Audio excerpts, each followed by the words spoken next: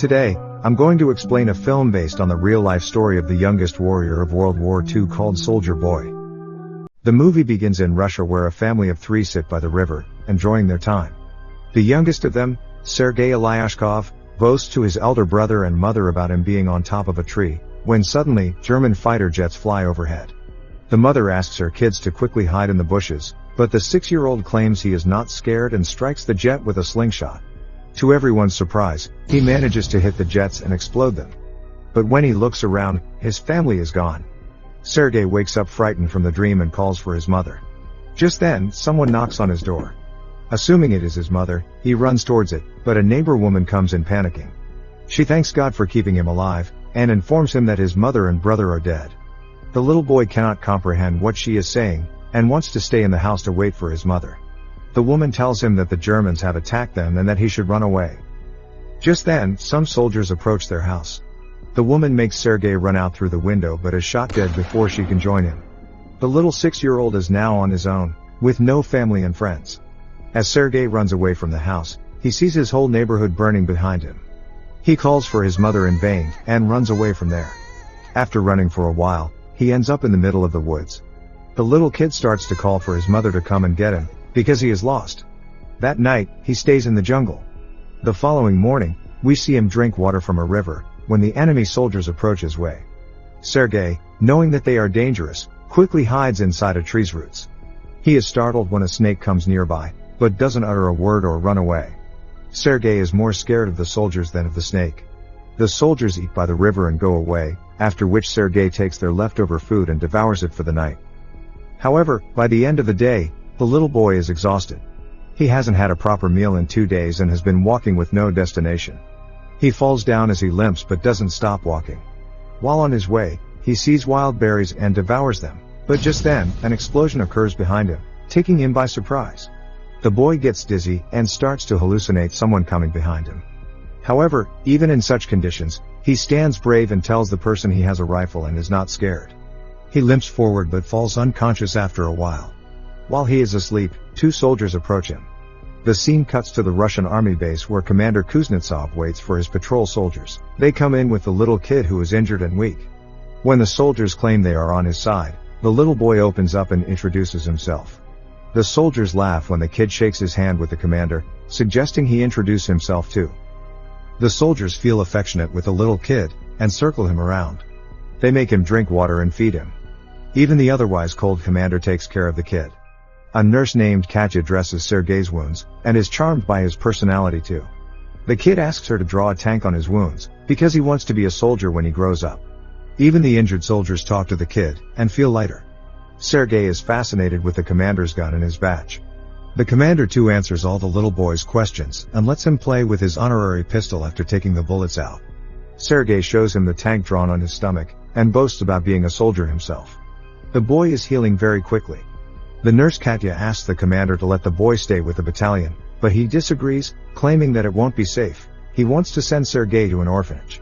The soldiers spend all their free time with Sergei. He is visited by many throughout the day. They bring him food sent by their families from afar, and even let him play with their binoculars. One day, a soldier goes to the commander to ask him to let the boy stay with the battalion. The soldiers have grown a close connection with the kid, and think of him as their own. His presence takes the weight of war off their chest. However, the commander is adamant about sending the boy to the orphanage, for his own safety. The following day, the enemies attack, and many soldiers are hurt. A vehicle comes to fetch Sergei to take him to the orphanage. The commander breaks the news to the kid, and gives him a wooden honorary pistol as a gift. The boy in turn hugs him, claiming that he is scared for the commander's safety. The commander melts in his embrace, and changes his mind. He asks Sergei to stay with the soldiers as his son.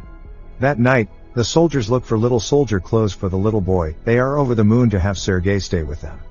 The commander wakes Sergei up and gives him the clothes. He wears them and runs around, looking like a real soldier. The others start calling him their little soldier boy. As the kid runs around, the Germans launch an air attack on the battalion. The soldiers quickly take Sergei to a safe place and fight the others. The number of injured soldiers grows rapidly. Sergei wants to make himself useful, so he brings water to thirsty soldiers. One of them asks him to read a letter sent by his family because he has a bandage over his eyes. The little boy wants to help, but doesn't know how to read. He takes the letter and starts making up the things written on it, claiming that the soldier's cow is safe back home. When the soldier says he doesn't have a cow, the others tell him to go along with the story and laugh. He reads everyone else's letters in the same fashion and cheers them up. In the following scene, we see Katya and the commander talking. The two seem to be attracted to each other, but do not confess their feelings. Later, Sergei tells the commander that he is of the orderly position in the battalion and starts introducing himself as one. However, the boy then sees one of the soldiers' station destroyed from the attack. The commander teaches him to take his hat off to pay respect to the dead soldier. The next day, he insists the commander give him a mission and is given a task to distribute the letters among the soldiers. He completes his task efficiently and even makes the soldiers dance for him. The following day, Sergei goes a little far from the base with his binoculars. As he is playing with it, he sees someone's leg moving from inside a haystack. He rushes back to the battalion and tells the soldiers about his findings. The soldiers are skeptical, but go with the boy anyway. When they reach near the haystack, they are alerted to see 2 German spies hiding underneath. The spies are arrested, and the kid is praised for his intelligence. That night, the commander shows Sergei the legal papers for his adoption. He is now officially the kid's father. Sergei knows of the commander's feelings for Katya, so, to repay his kindness, he takes him to confess to her.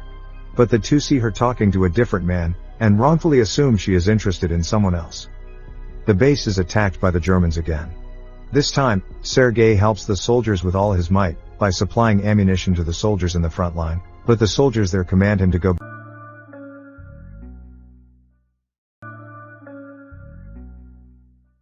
back to the shed because it is too dangerous outside. When he comes to the shed, he sees the commander and others panicking because the phone's connection with the colonel is lost. A soldier is sent to fix the broken wires. Sergei follows the soldier and sees he has been fatally wounded. He asks the dying soldier how he can fix the wires, and does it himself. The connection comes back and more troops are called. The 6-year-old saves everyone's life. Later, we see the commander and Katya talking by the river. The commander finally confesses his love for her and asks her to be Sergei's mother. Katya is over the moon, but before she can say anything, a soldier approaches them and gives the commander a letter, saying they have been dispatched from the base. The following day, all the soldiers leave for their new base along with Sergei. However, on their way, they come across a minefield that blows off some of their vehicles. The commander is hurt while the group's orderly, who Sergei was close with, dies in the explosion. He cries and hugs the commander. They carry the injured ones with them and continue their journey to their new base. When they finally reach the other base, they meet the commander's leader, the general. He too is impressed by the kid's ambition, and congratulates the commander for having such a smart kid.